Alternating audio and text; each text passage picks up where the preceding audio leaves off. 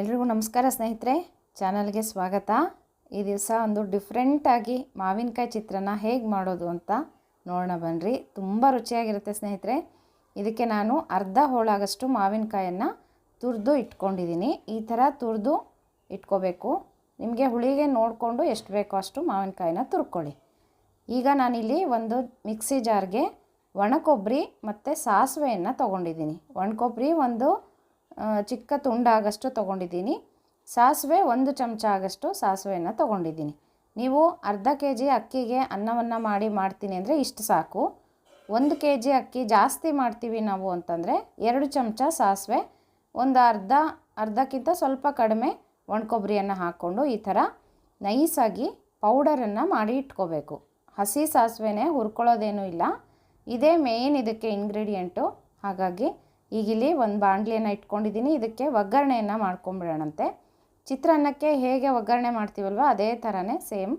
ಮತ್ತು ಮುಂದಿನ ಪ್ರೊಸೀಜರ್ ಸ್ವಲ್ಪ ಬೇರೆ ಇರುತ್ತೆ. ಎಲ್ಲೂ ಸ್ಕಿಪ್ ಮಾಡಬೇಡಿ, ವಿಡಿಯೋನ ಕೊನೆ ತನಕ ನೋಡಿ. ಇದು ಡಿಫ್ರೆಂಟಾಗಿ ಮಾಡುವಂತಹ ಚಿತ್ರಾನ್ನ. ಇದು ನಮ್ಮಮ್ಮ ಮಾಡ್ತಾರೆ, ತುಂಬ ಚೆನ್ನಾಗಿರುತ್ತೆ ಸ್ನೇಹಿತರೆ.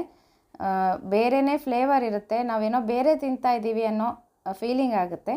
ಮಾಮೂಲಿ ಚಿತ್ರಾನ್ನ ಯಾವಾಗಲೂ ತಿಂತಾ ಇರ್ತೀವಿ, ನಿಂಬೆಹಣ್ಣಿಂದು. ಅದು ಈಗಂತೂ ಮಾವಿನಕಾಯಿ ಸೀಸನ್ನು ತುಂಬ ಚೆನ್ನಾಗಿ ಸಿಗ್ತಾ ಇರುತ್ತೆ. ಇನ್ನು ಚಟ್ನಿಗಳು, ಉಪ್ಪಿನಕಾಯಿಗಳು ಎಲ್ಲನೂ ಮಾಡ್ಕೊತೀವಿ. ಈಗಾಗಲೇ ಉಪ್ಪಿನಕಾಯಿನ ಹೇಗೆ ಮಾಡೋದು ಅಂತ ತೋರಿಸಿದ್ದೀನಿ, ಮತ್ತು ಚಟ್ನಿನೂ ಹೇಗೆ ಮಾಡೋದು ಅಂತ ಹಾಕ್ತೀನಂತೆ ವಿಡಿಯೋ.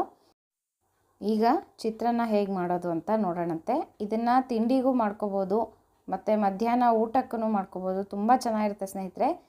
ಇಲ್ಲಿ ನಾನೀಗ ಒಗ್ಗರಣೆಯನ್ನು ಮಾಡ್ಕೊತಾ ಇದ್ದೀನಿ. ಸಾಸಿವೆ ಜೀರಿಗೆಯನ್ನು ಹಾಕಿದ್ದೀನಿ. ಚೆನ್ನಾಗಿ ಸಿಡಿದ ಮೇಲೆ ಕಡಲೆಕಾಯಿ ಬೀಜವನ್ನು ಹಾಕಬೇಕು. ಸ್ವಲ್ಪ ಕಡಲೆಕಾಯಿ ಬೀಜ ಜಾಸ್ತಿನೇ ಹಾಕಬೇಕು, ಯಾಕಂದರೆ ಚಿತ್ರಾನ್ನಕ್ಕೆ ರುಚಿ ಚೆನ್ನಾಗಿರುತ್ತೆ ಮಧ್ಯ ಮಧ್ಯದಲ್ಲಿ ತಿಂತಾಯಿದ್ರೆ ಅಂತ. ಹಾಗಾಗಿ ಕಡಲೆಕಾಯಿ ಬೀಜವನ್ನು ಹಾಕಿ ಚೆನ್ನಾಗಿ ಫ್ರೈ ಮಾಡ್ತಾಯಿದ್ದೀನಿ. ಈ ಥರ ಚೆನ್ನಾಗಿ ಕಡಲೆಕಾಯಿ ಬೀಜ ಫ್ರೈ ಆದಮೇಲೆ ನಾವು ಇದಕ್ಕೆ ಕಡಲೆಬೇಳೆ, ಉದ್ದಿನಬೇಳೆ ಎಲ್ಲವನ್ನು ಹಾಕಿ ಒಗ್ಗರಣೆಯನ್ನು ರೆಡಿ ಮಾಡ್ಕೊಳ್ಳೋಣ. ಈ ಥರ ಡಿಫ್ರೆಂಟಾಗಿ ಚಿತ್ರಾನ್ನವನ್ನು ಮಾಡ್ತಾಯಿದ್ರೆ ನಮಗೂ ತಿನ್ನೋದಕ್ಕೆ ಬೇಜಾರು ಅನಿಸಲ್ಲ, ಮತ್ತು ಮಕ್ಕಳಂತೂ ತುಂಬ ಇಷ್ಟಪಟ್ಟು ತಿಂತಾರೆ. ಒಳ್ಳೆ ಫ್ಲೇವರ್ ಇರುತ್ತೆ ಅದಕ್ಕೋಸ್ಕರ, ಮತ್ತು ಟೇಸ್ಟೂ ಡಿಫ್ರೆಂಟಾಗಿರುತ್ತೆ. ಈಗ ಇಲ್ಲಿ ನಾನು 1 ಚಮಚ ಆಗಷ್ಟು ಉದ್ದಿನಬೇಳೆ ಹಾಗೆಯೇ 1 ಚಮಚ ಕಡಲೆಬೇಳೆಯನ್ನು ಹಾಕಿ ಒಗ್ಗರಣೆಯನ್ನು ತಯಾರು ಮಾಡ್ಕೊತಾ ಇದ್ದೀನಿ.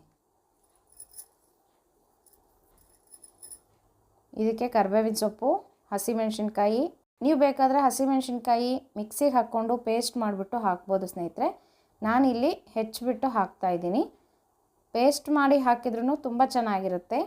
ಖಾರ ಚೆನ್ನಾಗಿ ಹಿಡಿಯುತ್ತೆ ಎಲ್ಲ ಕಡೆಯೂ. ಇದು ಮಾವಿನಕಾಯಿ ಸ್ವಲ್ಪ ಹುಳಿ ಇರುತ್ತೆ, ಆದ ಕಾರಣ ಸ್ವಲ್ಪ ಖಾರವಾಗಿದ್ದರೆ ಚಿತ್ರಾನ್ನ ಚೆನ್ನಾಗಿರುತ್ತೆ. ನೀವು ಮಾವಿನಕಾಯಿ ನೋಡಿಬಿಟ್ಟು ಹಾಕ್ಕೊಳ್ಳಿ. ಕೆಲವೊಂದು ಮಾವಿನಕಾಯಿ ತುಂಬ ಹುಳಿ ಇರುತ್ತೆ, ಕೆಲವೊಂದು ಮಾವಿನಕಾಯಿ ಅಷ್ಟೊಂದು ಹುಳಿ ಇರಲ್ಲ. ತುಂಬ ಹುಳಿ ಇತ್ತಂದರೆ ಸ್ವಲ್ಪ ಹಾಕ್ಕೊಳ್ಳಿ ಸ್ನೇಹಿತರೆ. ಇದಕ್ಕೀಗ ನಾನು ಇಂಗನ್ನು ಹಾಕ್ತಾಯಿದ್ದೀನಿ, ಮತ್ತು ಕಲರ್ಗೋಸ್ಕರ ಅರಿಶಿನ ಪುಡಿಯನ್ನು ಹಾಕೋಣಂತೆ. ಚಿತ್ರಾನ್ನ ಅಂದರೆ ಸ್ವಲ್ಪ ಯೆಲ್ಲೋಯಿಶ್ ಆಗೇ ಇರಬೇಕಲ್ವ ಸ್ನೇಹಿತರೆ, ಅದಕ್ಕೋಸ್ಕರ 2 ಚಮಚ ಆಗಷ್ಟು ಅರಿಶಿನ ಪುಡಿಯನ್ನು ಹಾಕ್ತಾಯಿದ್ದೀನಿ. ಈಗಿಲ್ಲಿ ಒಗ್ಗರಣೆ ರೆಡಿ ಆಗಿದೆ.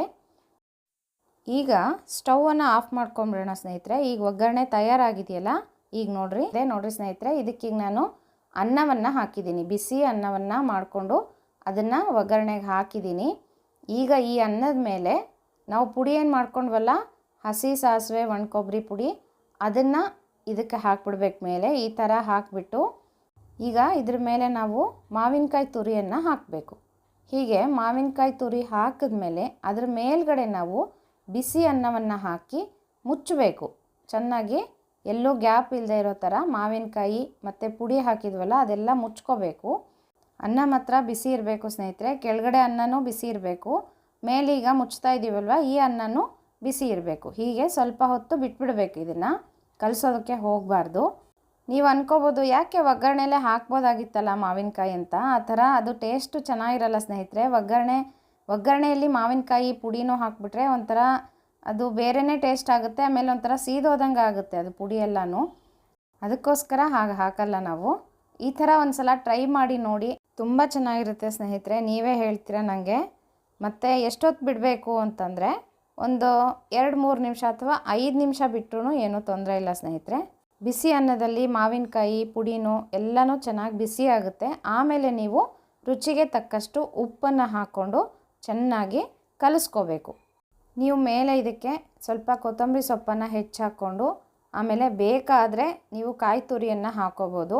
ಒಣ ಕೊಬ್ಬರಿ ಹಾಕಿರ್ತೀವಲ್ವ, ಕಾಯಿ ತುರಿ ಏನು ಬೇಕಾಗಲ್ಲ. ನಿಮಗಿಷ್ಟ ನಾವು ತಿಂತೀವಿ ಕಾಯಿ ತುರಿ ಬೇಕೇ ಬೇಕು ಅನ್ನೋರು ಇದಕ್ಕೆ ಕಾಯಿ ತುರಿನೂ ಹಾಕ್ಕೊಂಡು ಈ ಥರ ಲಾಸ್ಟಿಗೆ ಕಲಿಸ್ಕೊಂಬಿಡೋದು.